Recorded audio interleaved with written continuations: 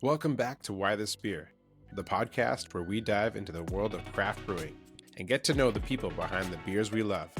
I'm Darren Binema, and today we're joined by Tessa Gabiniewicz, head brewer at Land & Sea Brewing, all the way from Comox on Vancouver Island. Tessa has a unique journey through the brewing world, having lived in some pretty interesting spots across BC. And today, she'll be sharing how those experiences have shaped her brewing style. We'll also be highlighting their award-winning Glacier Cream Ale, talk foraging for ingredients, think spruce tips and pineapple weed, and even hear about Tessa's trip to the UK to collaborate with Hook Norton Brewing. Plus, we'll dig into Land & Sea's Foeders and their first foeder-aged release, the Red Earth Bock. And of course, we'll get her thoughts on the BC beer scene and a little about what keeps her busy outside the brewhouse. So grab a pint, sit back, and join us as we dive into the story of Land & Sea Brewing with Tessa Gabiniewicz. All right, welcome to another episode of Why This Beer, where we talk about beer in BC and all the great people that are making it. I'm one of your hosts, Darren Binema from Neighborhood Brewing, and I'm joined as always by Aslan Graves from Main Street Brewing. Hey. And yeah, today we've got Tessa Gabiniewicz from Land & Sea joining us. Welcome, Tessa. Hi, thanks for having me. Gabiniewicz, you nailed it, both of you. It. Yeah, cool. sweet. So, thanks for having me. Yeah, thanks for being on the podcast. We usually ask our guests, the first thing we ask is kind of what got them into craft beer and what was your first exposure to it, and then kind of like what led you into the role you're at now. Yeah, okay. So I started brewing back in 2009 at the Nelson Brewing Company. I basically moved to Nelson, wanted to snowboard, wanted to relax, whatever. I went to school for something totally different and just thought I'd chill for a little bit. But because I paid for my own education, I was like, oh shit, I need an actual real job. So I was firing out resumes and Nelson Brewing Company was hiring, and I walked in there and that place was just like the smell and the magic. Like, I don't know if you guys have ever been there, but there's a literal moat, like a little river running through the facility. Like, the building's so old, it's wild. They like excavated it into the hill, and instead of like rerouting, it's like over 100 years old, so instead of rerouting the little creek, they just like let it run through. Was a river designed exactly. I was like, what is wasn't this it designed place? so it came from the tracks down, like their shipments would come from the train tracks down and then all the pubs would be below it, so it was exactly. It was the original Columbia brewery, right? So where kokanee is brewed. So nice. So I walked in there and I was like, wow, I need a job, and this place sounds so cool. And so Mike hired me, and I immediately went into filtering beer and transferring beer. And when I started there, we had, I think it was 6 or 7 fermenters, and they were all open top stainless steel with lids. Yeah. Wow.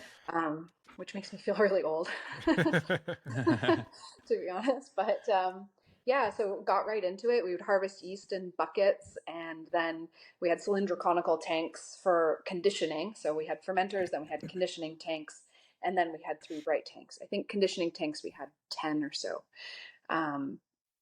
We would brew just single batch, which was, I think, 20 hex at the time. And then I would filter on the DE filtration system. And then I learned to brew like after a couple months, and I was there for, I don't know, like almost 4 years or 5 years, something like that. Nice. Then I moved up to Terrace and was hired as a consultant and then a contract brewer to open a brewery there called Sherwood Mountain. That was pretty short-lived. Then I moved further north, took a break from brewing for a minute, about 8 months. I lived close to like the Yukon border, and then moved down to the island, and same thing. I got a job contract brewing and consulting to help open Beachfire Brewing. That's in Campbell River. Nice. And then from there, I went to 33 Acres for a year, relocated, and then that was 2017 that I ended up there. And And then 2018 in April, I was hired to open Land and Sea. And Awesome. Nice. yeah, and that's that. Been there ever since. Yep. Well traveled around BC as well. Yeah, definitely. Yeah. It's such a beautiful province and there's so much to see, and yeah, it's incredible. I feel very fortunate that I've been able to do that and brew pretty much everywhere too. Yeah. Mm-hmm.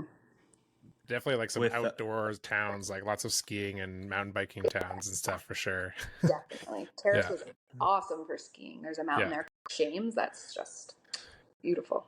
Yeah. Nelson too, Nice. I love. Yeah. Which place has the best food? Which ski hill? Nelson for sure. Do you know those whitewater cookbooks? Yeah, I've got two of them on my my bookshelf. It was a trick There you question. Oh, okay. Yeah, but so with brewing all over and for a bit of time, open top fermenters and all the different quirks, how has that like influenced your brewing? Nelson would have been organic at that time as well. What were some of the limitations there? Yeah, that's right. They had become organic, and it was a lot of paperwork. I remember just in order to get cleaning chemicals had to be registered organic, like every single thing in our process. I never worked the 10 different Frankenstein version of the Maheen bottling line, thankfully. Yeah. But we even had kegs with bungs in them when I first started, which is so wild. So traditional English style beers for the most part. Yeah. And I guess really the biggest hang up was just finding ingredients that really, we wanted to be innovative. We wanted to be able to brew things differently, but because we were organic, we were very limited in what we could have. We couldn't have organic Maris Otter. So when they switched to that, like the English style ales kind of started to evolve and change. And that was really at the height of like everyone flexing their IBU muscles, right? And we weren't able to get a lot of hops organic. However, we were one of the first that I'm aware of to really get into the New Zealand market. Oh, okay. Because a lot of their hops were already organic, and that was just easier to have that certification and for our paperwork on this end. Nice. Yeah, some of those like other countries are like way more strict on their like organic matters and stuff like that, and processing stuff too. I know when we were touring Yakima, they were saying that all of like in Europe, they changed all the regulations recently on the hops and what can be sprayed and everything. And they have to like redo all their testing for all these hops and go, okay, we can actually sell these to Europe. So probably easier to get here from some of those places. Yeah. I remember too, we had the wild honey ale, and we were getting our honey from, is it 7 Hills, 3 Hills, Alberta? Sorry, Alberta. 3 Hills. Okay. And there was a number of hills. So we would get our honey from there, and I thought it was wild because to have certified Canadian organic honey, you have to have something like you can fact check me on this, but like a 100-kilometer radius around the farm. Oh, wow. Because how do you control just to ensure which which pollen they're getting? Yeah, totally. Yeah. So sourcing that was always a thing, and then if that went out, like if that sold out or we couldn't get it, because Nelson's kind of hard to get to, right? That would throw our production schedule way off. Yeah, and that wild honey, that was a core product as well, wasn't it? Yeah, it was. Yeah. And then being up in Terrace was like, were you able to use a lot of those connections from getting ingredients into a smaller town and then transferring those skills up to Sherwood Mountain? And yeah, absolutely. Yep. So when they hired me on, it was basically, what tanks should we get? Should we do direct fire? Should we do a boiler? Like, what's the footprint like? Like, I was still pretty new in the industry, but I had a keen interest. Yeah. And I knew what I knew from NBC, so I just helped in any way that I could, right? Yeah. Yeah, so you've set up like 3 different breweries essentially between yeah. What's like one thing that you would never do again that you've done at like one of these breweries? Oh my gosh, there's so Putting you on many the things. spot for sure. Yeah. Okay, well, Yeah. at Land and Sea, I literally plumbed everything to my height because this time I was opening a brewery for me, right? So Yeah. so that was different, I would say. But now I had like there was nobody else to blame. Like I didn't have anybody else to when I was working as a consultant or a contractor, it was like I had somebody else to ask those questions and be like, hey, how do you want this to flow? What do you think? This is what Right. I'm thinking. But this time it was just like, okay, I got to know what I want. And, I do, but there's still a million things I would do differently if I give it a chance. But Yeah. what wouldn't I do again? Floors, like just everybody knows this, I think, but like Yeah. spend the money on a good floor that drains well. Like, Yeah. it just Yeah. makes It such a seems difference. Yeah. it's easier to do it once and do it right than try and move the tanks and try and resurface. And Yeah, I think it's like pay once, cry once, one of those things for that. yeah. 100%. The Yeah. other thing is an electric kettle. I would definitely stay away from an electric kettle. Mm. Where did you have an electric kettle? Or do you have that now? Oh, okay. Yeah. Yeah. Why do you not like it? Just it's slow or just hard to clean? Or both. Yeah. Yeah. And when anything happens to the elements, it is a pain in the ass. Like mine are 100 pounds and they're like 4.5 feet long. Like Oh. 2 of them Geez. don't get a good true pile for Yeah. whirlpooling, even though there's a flange in there. Made sure to put like a pretty big one too, but it doesn't matter. Yeah. Just breaks it up. So Yeah. Noted. yeah. Hot tips for everyone else. Well, it doesn't seem to affect the awards that the Glacier Cream Ale is constantly receiving, and Thanks. the clarity on that beer is Thanks. phenomenal. Let's maybe we'll jump ahead and talk a bit about that. How long Sure. have you been brewing that beer? That's Was a it day one from day beer. one? Day Yeah. one. That must Yeah. feel nice. Yeah. It does. It really Yeah. does. Yeah, thanks. I appreciate that. Yeah, it was kind of my ode to the island drinkers, the Lucky Lager drinkers, the Budweiser drinkers, the, clean, crisp, crushable is what I like. It's a beer drinker's beer. It's a beer you can talk over, not about. It's just something I want to drink at the end of the day. It's still my favorite beer to make also because it really keeps me honest. It's like, I can't hide any of my mistakes. So Right. yeah, I really like that one. Yeah, it's a like an American style cream ale. Like for those that don't really know that style, because I don't think there's a bunch of people that make it in BC, but a lot of people make other kind of lighter styles of beer. Like, what is a cream ale, or like to you, what is a cream ale? I guess.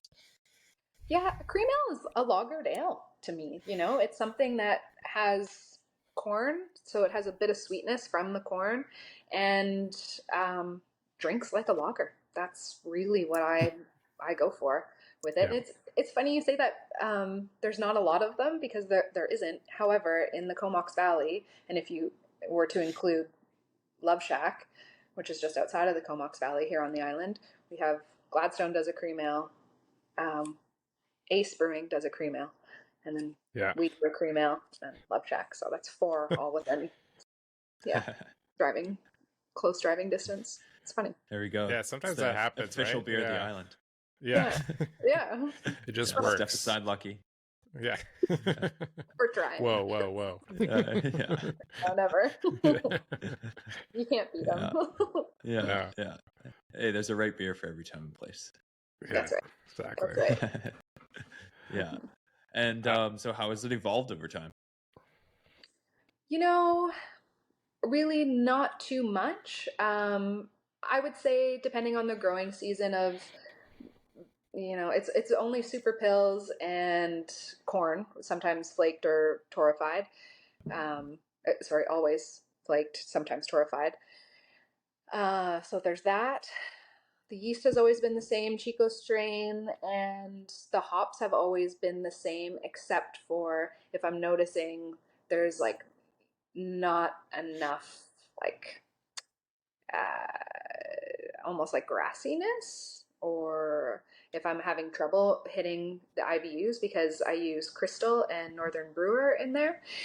The Northern Brewer is a little hint. Yeah. Yeah. But yeah, because those are such low alphas, they're very inconsistent. And because my brewery is so small, I don't always have like, one, I don't contract the hops, and so two, I get whatever I get, right? You don't get upset. So anyway, so I've added Magnum a couple times over the years just to round out the bitterness. And I think Levon now, he is going to be first wort hopping it. So that's going to be cool. Nice. Yeah. Bit of a German approach should get a rounder bitterness. Yeah. I think it's a great idea.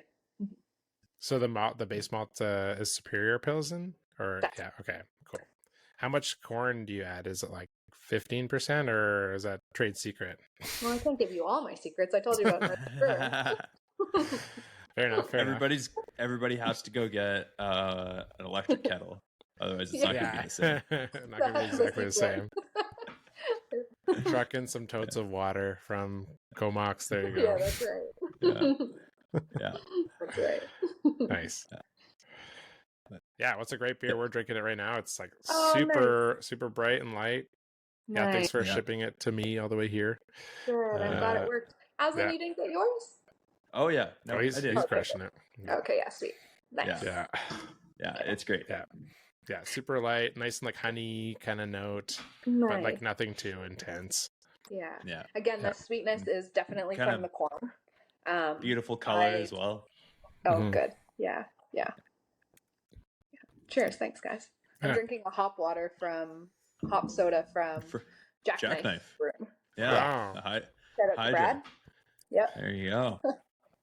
You get that all the way out there? No, he sent it to me. Score. What a nice guy. Yeah, nice guy. I should send him beer back. And so with Blend and See, it seems like you guys have done a lot of kind of local community collaborations and also using local ingredients. Do you have any like favorites? Are you doing the foraging yourself? How do you develop that stuff?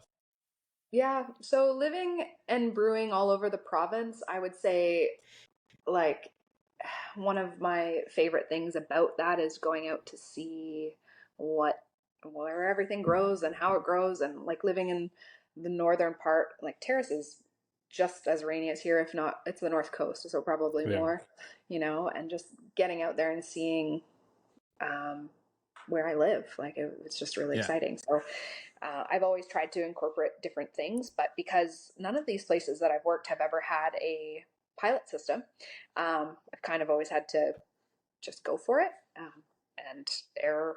I tend to err on the side of caution, but also on the side of drinkability. Like I want it to be approachable.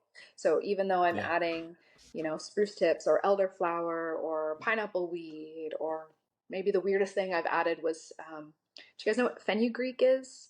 Yeah. It's like mapley almost, right?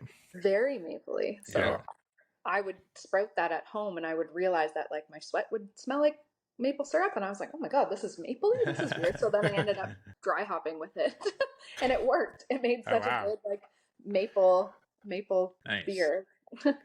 So yeah, I often will go out and I'll take my dirt bike and go harvest whatever I can, whether it's local fruit. We've done blackberries, blueberries, spruce, elderflower, cherries. Oh, we've had some really good Carmine Jewel cherries.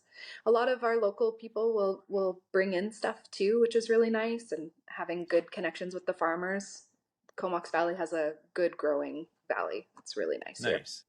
And with your batch size, it's probably easy enough. I mean, you still need a lot, but like it's easy enough to get enough to do these small one-off batches. And absolutely, it's like 2 to 5 kilos usually, sometimes 10 depending. But Awesome. Yeah. Except for when it's fruit. When it's fruit Right. and doing a fruited sour, then it's like a couple hundred Yeah. pounds. As much as you can get. So yeah. Yeah. Yeah. I remember a couple years ago, Connor was working with me, and he's now at Lupolo, and we had black currants from a local farm, and black currants are very small and they're very viney, and much like picking elderflower off of the stem, you don't want the cyanide in the stem or the tannin from the stems. It took us hours and hours to pull all of that apart and then just like immersion blend it. Yeah. It's a pain in the butt. Wouldn't recommend those. Yeah. There's a reason why people buy puree. I get it. Yeah. Yeah, the juice is not worth the squeeze. Well, yeah. Very good. Good one. Yeah. I did actually do a salted lime, kind of in light of the mezcal goes. I did my own version of that, and I got a case of 40 limes, and then I put on the end of a drill bit just this little like prong thing, and then I threw the limes on it, and then I just sat there with like using the drill so it would spin the lime with a zester into a bucket. That was pretty cool. That made it easier. Yeah. Rapid fire zesting. Exactly. Yeah. Hell yeah. Makes it fun though, you know? Yeah. So you did a brew out in the UK with a brewery called Hook Norton, right? Do you want to tell us about that and what kind of beer you made with them? Yeah. So I was lucky enough to be asked to represent Canada to brew a beer at the J.D. Wetherspoon's International Brewing Festival in 2020. And it was just before COVID happened, which I'm so thankful for. I was lucky to be able to get out there and do that. So basically I had a list of beers. They contacted me and they were like, we would love you to come brew one of your beers and we'll place you at a brewery that's there. And so I gave them a list of what was currently on tap, and I said, okay, anything like this, or do you have a preference? And then they happened to pick my Estuary Session Ale, which has spruce tips in it. And that's the one that I brew 1,500 liters of beer. I put 5 kilos of spruce tips in it. I was like, great, this is gonna be fun. They put me in contact with Jamie, was their head brewer at the time, of this brewery called Hook Norton, and it's in Oxfordshire, in a village called Hook Norton. So quaint, adorable. They have cobblestone streets, and they literally deliver kegs by Clydesdale horse still in carriage. Wow, it's unreal. Look out, Budweiser. Yeah, it's so cool. And it's 175 years old, or just a couple years older than 175 years old by now, anyways. And it's a tower brewery. They have a copper coolship in the top of the tower, which is unreal. And you just get to open up all of the blinds and like let the air come through, and it's so cool. And then they have a steam engine that they were using up until 2006. It's 25 horsepower, and that's how they would like get the grain up to the top of the mill. It's unreal. And then it would all gravity feed into they have 2 different mash tuns. One was still copper and with wood lined to insulate, which is they use every once in a while. It's unreal. And then another more updated stainless one.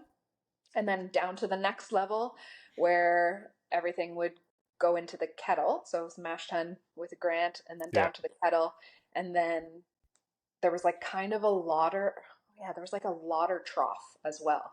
It's just unreal. Cool. Gotta have it. And then down into open top fermenters in the next level. And then yeast. They have like a parachute thing, right? That's right. That's how we'd harvest the yeast. It was so cool. It basically was this like a track that goes across the fermenter, and it's this now stainless little funnel, and you crank this thing. You stand on the outside, you crank it, and it goes out and then down, and it just all the top fermenting yeast goes down through it, and then it goes through this pipe right through the ground and harvest into these big bins in the basement. Wow, that's wild. That's so cool. It's like one of those toys where you get the toys with the arm or whatever. It's like you're getting yeast instead from the pick your tank. Yeah. That is wild. Yeah, it's wild. And on my Instagram page there, I have a little Hook or an England highlight, and there's photos of it there if you're interested. But Sweet. Yeah, you got some Yeah. great photos and good shots there. It's Yeah, pretty cool. thanks. I've watched a lot of YouTube videos about that brewery, and Yeah, that's one of the better walkthroughs. cool. Yeah. Thanks. Yeah. I'll have to check it out. Yeah, it's an interesting place. And Aslan, you have interest in it too, I see. Yeah, so with the CAST program at Main Street, I think as initially I got a slant through Conrad at Brass Neck of some of their yeast. That so we're like a year and a half using that yeast for most of the stuff. Cool. Yeah. And When was that? Can I ask? 4 years ago. I guess it was 4 years ago is when we started, and then for a year and a half. So I wonder if you got that slant from TAC, because I brought yeast home so that I could brew my beer then, and then I gave some to TAC, and then I wonder if that happened. That would be really cool. I think he said he might have got it through Ildegard in Montreal, potentially. But yeah, I remember literally looking it up to see like what the yeast was, kind of what to expect from it, and your brewery and your beer came up, and I was like, oh, crazy. How did they have that connection? Yeah. Small world. You guys are yeast smugglers. Yeah. And I was in England for another 3 weeks after that, so I was just like carrying around this little jar, like preciously, putting it in every hotel I stayed in the fridge. Wonder how it still worked, but that's the magic of yeast, isn't it? Yeah, it is. No issues getting back with it. No, not at all. Great. Thankfully. Don't ask, don't tell. Yep. Yeah. So with the experience of using foraged ingredients, you got to take some of that to Hook Norton. How was it working with, which hop farm was it? You basically, because you had to basically pelletize and get them shipped over, correct? That's right. So that was with Northwest Hop Farm at the time. Now they don't exist anymore, right? Yeah. I've been invited to go back, which is really awesome because that was awesome. So that was pre-COVID. It was 2020. I think it was March when I was coming back. Italy was just going into lockdown or whatever. So the beer didn't go to like all 900 pubs. They had to pull some back and put it in bottles. It was a whole thing. So I just got an email a couple weeks ago asking if I'd like to come back and brew the same beer and do it all again. So I'm actually partnered with, I've been talking a lot with Elko, I think I'm saying his name right, from Myrtle Meadows. Yeah. Elko just one. Yeah. So we've been chatting lots about it, but his turnkey pellet line is too big for the amount that I need. So essentially I need somebody with more of like a tabletop one. Also whole flowers would have been better. So both of the times that I've been invited to do my estuary session ale, it has spruce tips in it. And I go out on my dirt bike, go up to the hydro line, and I pick like 5 kilos. I bring it down, and this is always in the spring when spruce tips are in season. And then I put it into my 1,500 liter kettle, and we're good. But Hook Norton has me brewing 408 hectoliters. So just a little bit. Yeah, it's quite a bit more, right? And I'm like, okay, what am I gonna do? Like I always say, I'm like, you have to bring a tree, like, really? We're gonna need another dirt bike. So working with local foragers, people who will supply to gin companies, like distilleries, to chefs because they'll use it in their like salts or sugars or all sorts of things. I networked and reached out to everyone that I could in 2020. Sadly, not as many people are still doing it this year. So I ended up partnering with Forest for Dinner. There you go. Ben from Forest for Dinner. And he got me 40 kilos of spruce tips. And then, nice. Yep. And then I'm going to pelletize them with some Centennial. That's been really good. And I'm either going to do that with Myrtle Meadows, if we can. We're kind of in the middle of figuring that out right now, if he can make his make it work. Or I was talking to Ben like the other week there from Maple Bay hops. So Okay. Oh yeah. Nice. so that might be able to work.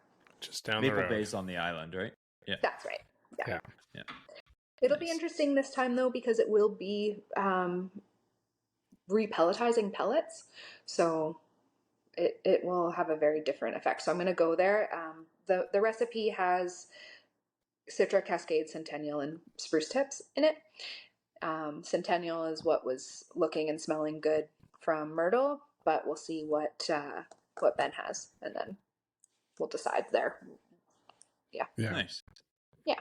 And then, so you also just released. We're gonna jump ahead because I want to fill my beer. Your Foeder series. This is your first beer from the Foeder, and Canadian-made Foeders too. Yeah, So, that's right. How did So how did you maple lined? Yeah, It's Maplewood. yeah. That would be But- cool. That'd be cool. More Yeah. expensive. Yeah, for sure. So Red Earth Bock. Yeah, tell us. First off, tell us the story with the Foeders. So I somehow got connected with New World Foeders just on Instagram. I think, of course, it was Jeremy from Two Crows. Him and I were chatting. Oh yeah. I really want Foeders. I was talking about looking at getting used ones, and American Foeder Crafters are right there. I was like, I could do that. And he was like, look, try this guy, Jordan. I think he was fixing one of Jeremy's. Maybe that's what it was.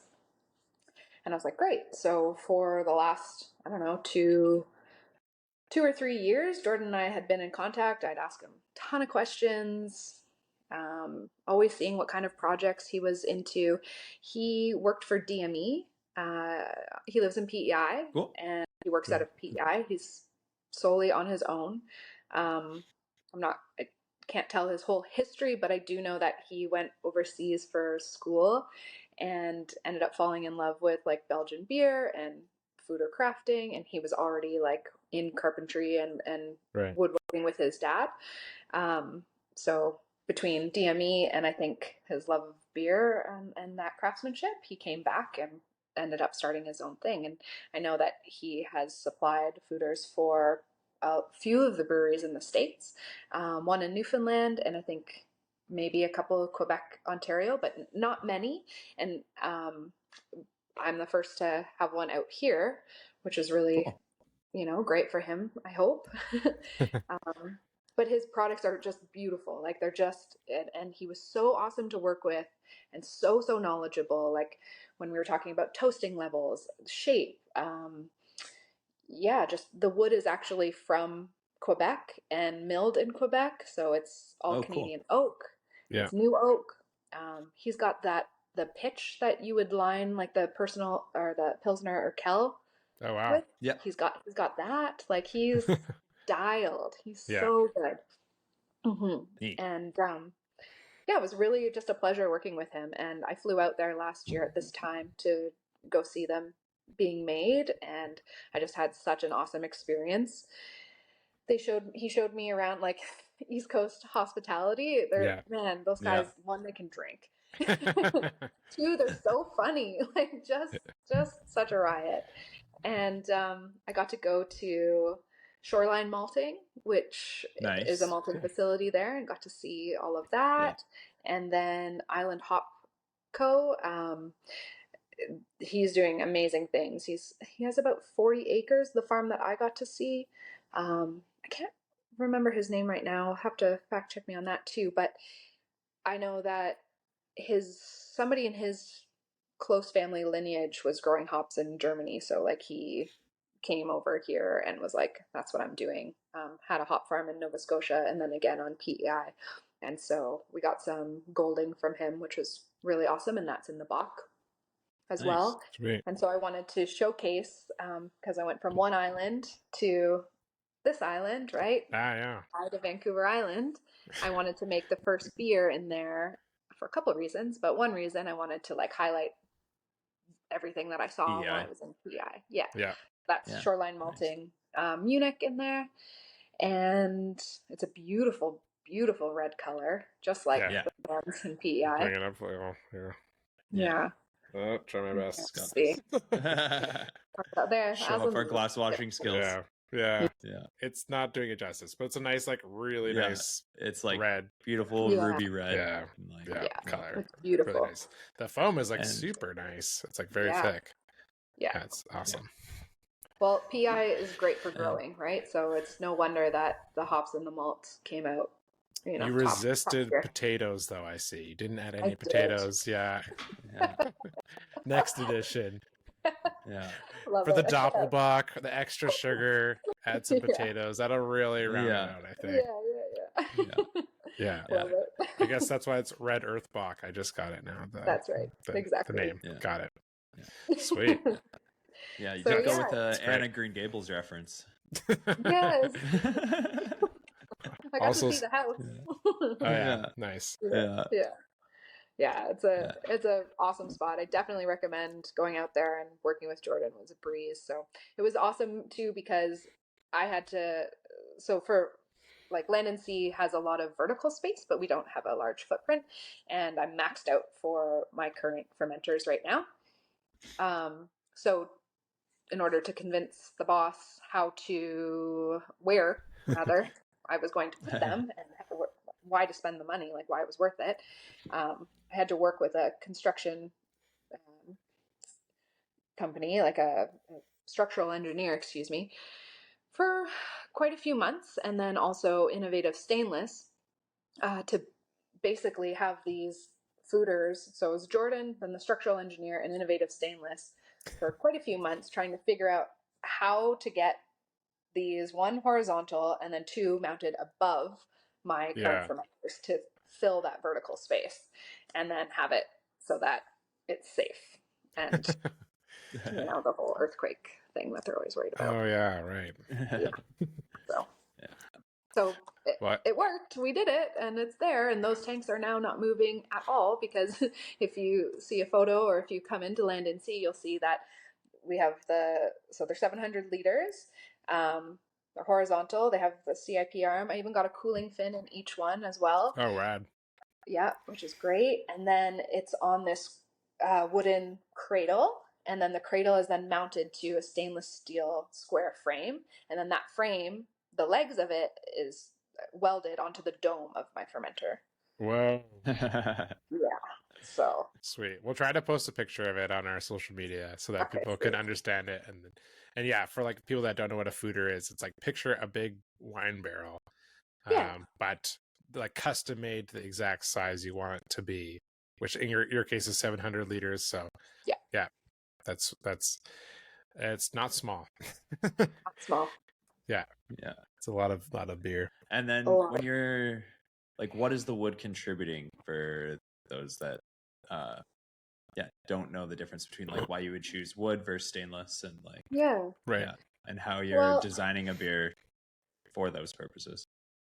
Basically, I wanted to do something a little different in terms of aging or conditioning our beers. So I want to keep the barrels, the foeders, clean for now. And when I say clean, I mean hopefully no Brettanomyces, hopefully no anything else. I want to put lagers in there. I want to put saisons in there. I want to put non-diastatic.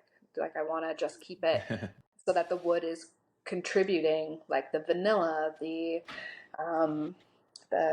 a little bit of astringency, a little bit of the like leather or the smoke or the toast.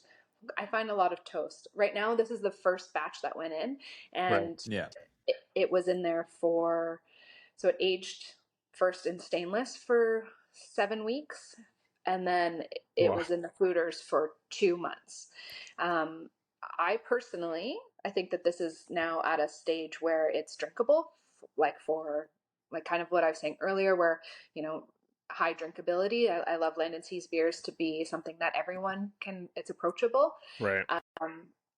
But personally, I would have loved to see it in there for another 2 months and have more character out. Okay. Another reason I wanted to have the Red Earth Bock in there is because I didn't know what this was going to taste like. I have no idea what this wood is going to taste like, right? Like, I had no idea. So I figure if I did something with, more malt character, then I'm going to kind of contribute back to the wood, give it some flavor, but I'm also going to kind of have something round and smooth. I do find I almost this get like, go ahead. sorry, I was gonna say I almost get like on the exhale there's like a building off that vanilla, and it's kind of like a marshmallow kind of character. Yeah, and, totally. It's I could see that. Very dessert. Yeah. I would definitely like to dry it out a bit more. I find it quite sweet.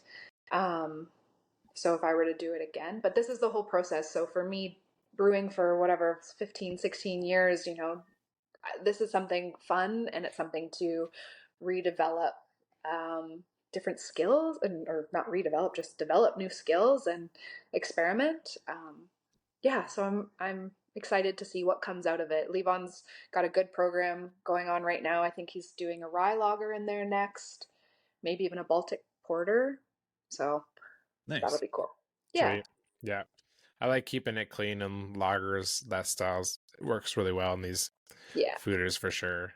Like they can contribute and it can be interesting, but also if they don't add too much, like you're still gonna have a very nice drinkable Baltic porter.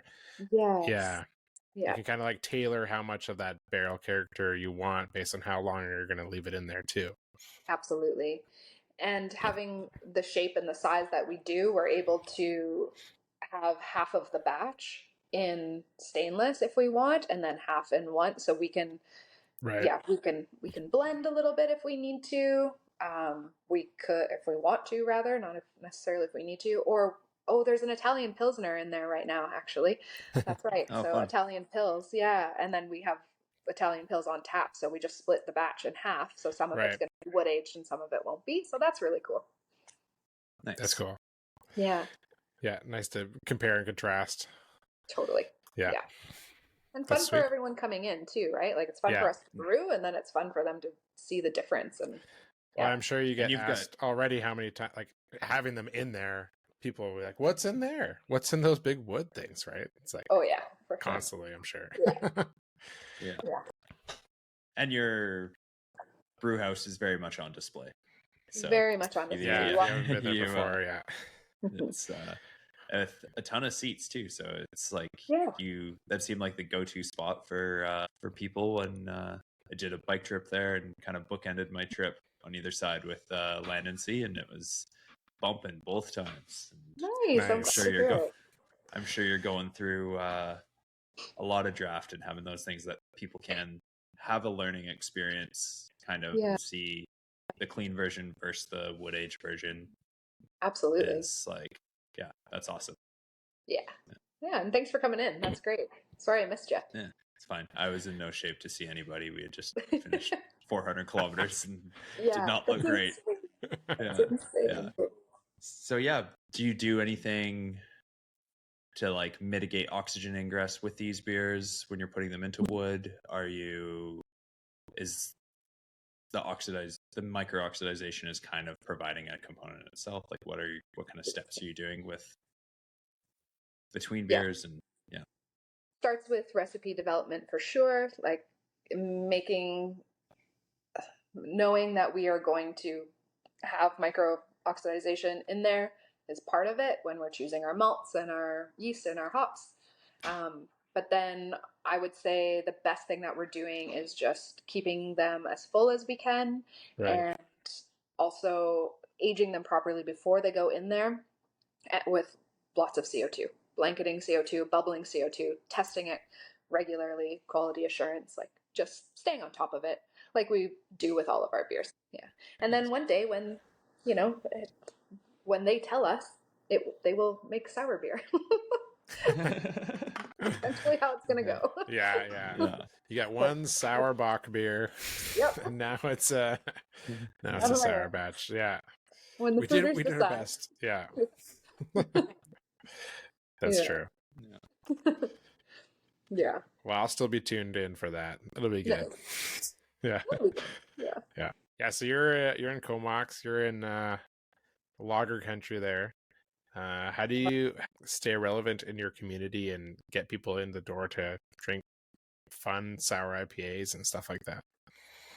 Yeah, honestly, by not competing, really, just offering something totally different for the most part is what brings people in. Also, a good space, great service, great food. That also really helps, and great beer. Yeah. But I think the key there for us is like, we don't want to convert Lucky Lager drinkers. We'll drink Lucky Lager too. I won't. I drink Budweiser, but I would. But I definitely think that having something on the menu for people, like my Glacier Cream Ale, Yeah. that's approachable. A beer drinker's beer, something again you can talk over and not necessarily about. I think that's so key for people who drink Lucky. It's that's what they're looking for, in my opinion, from what I've seen and living all over this province. It's like it doesn't matter if it's Lucky or Kokanee or Caribou or Pilsner or Bud or whatever. It's people are enjoying their time and Yeah. sharing an experience. So if we can provide that part, then hopefully, that transfers. Yeah, just doing all the other components, not just Yeah. not just the beer, but also like the great food and hospitality and everything, right? That people expect in like in a brewery these days. Absolutely. Yeah. So different than, when we all grew up in this. But Yeah. for the better. Here's your chips and your oxidized IPA. Enjoy. Yeah. One flight, choose a growler and get out. Yeah. Yes, Exactly. Yeah. Yeah. Cool. Yeah, Tessa, what excites you about the BC brewing industry these days? Oh, I think what really excites me the most is just that the bar has been set so high. Like everybody is killing it. It doesn't matter where you go in this province and you're gonna have a good pint. How exciting is that? It's like you can literally go to Quesnel. Where's Quesnel? And it's delicious. Yeah. Like that's cool. I find that really exciting for sure. Quality product, places, and people. I think that's really awesome. The trends have kind of, subsided in the industry right now, it seems. And people are really concentrated on like just making good beer. And I think that's might be boring to some people, but it's exciting for me. No, I don't think you're wrong. Like I just came back from, going to New West for the BC Beer Con and for the BC Beer Awards, and I tried so many different beers that I don't get to try, like beers from all over the province. And I was so amazed at how good these beers were. Beer after beer, I was like, wow, this is great. And like that's so satisfying. It's like I always use those events to take a chance. I'm like, okay, I'll try this brewery that I've never been to. They have an amber ale. Let's try that. And it's like, oh, this is great, and that's awesome. Yeah, I agree. So cool. Yeah, we're getting back to a point where it's like every community's got their brewery, their baker, and their candlestick maker. Yeah. You still have a candlestick maker? No. We do not. We just have home sense. I think the Gulf Islands is where all the candles are made. Yeah. That's funny.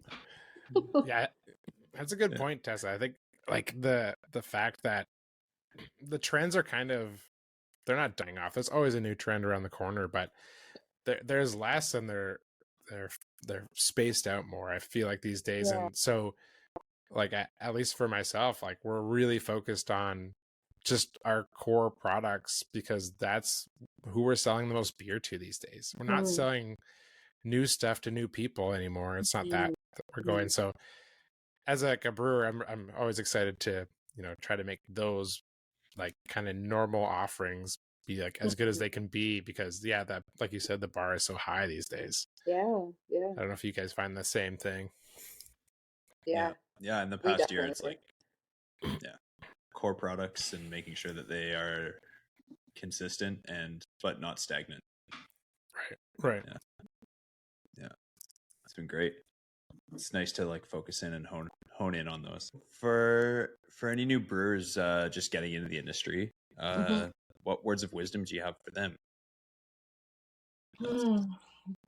Brew unto others as you would have them brew unto you, you know?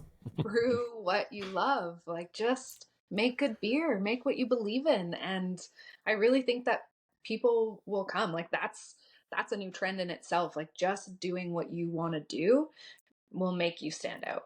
Sure. That and have way more money than you think that you need. There you go. Yeah. You're fine. I have someone else that makes a better income than you do on the side. Yeah. Yeah. For sure. Yeah. Yeah. Right. Yeah. I think those are important. Yeah. And when you aren't brewing, what takes up your time outside of brewing? I love to dirt bike. I love to snowboard in the winter. I love camping, like overnight hiking, camping. I haven't done much of that this year, actually. Just getting into mountain biking the last couple of years. Took a course this summer. Cumberland's so great for that. Like, from my door, I can ride my bike or my dirt bike onto the trails, like right here, which is nice. So awesome. Sweet. Yeah. Cool. I just started running. I don't know if I like it yet, though. But yeah, trying. Yeah. You haven't got that runner's high yet. No, not addicted yet. Yeah. Yeah. Definitely not. I ran my first 3-kilometer trail run, and I came in 168th. There was all these little kids with like iron lungs that were just flying past me. I was like, damn. But it was fun. It was great. It's fun to like push myself and do something new and try something different. I just really, I love that. So nice. I do want stuff, I guess. Nice. Cool. Yeah. Sweet. Well, it's been great having you on the podcast. Awesome. Thanks for having me. It's fun talking to you guys. Great. Yeah. Great to chat beer as always. And yeah. Cool. Well, if people want to support all the Land and Sea and all the beer that you make there, they can come to the brewery in Comox and drink it there. That's probably the best place to get it. For sure. And if not, where else do you guys sell your beer so people can go buy it? In the Comox Valley. So our local liquor stores only, really. We're not, we'll be in the BCL here soon. But yeah, I would say Cascadia, Liquor Plus, Jack's and Campbell River. Sometimes we're in the Noose Bay, but we are keeping it local. Yeah. So we're small. Highly recommend visiting the Comox and Cumberland and Courtenay area anyways. So if it's on your list, go check it out. Go check out the brewery. Get the beer there. Get a flat. Take it home. Yeah, all that good stuff. Thanks, Darren. Yeah.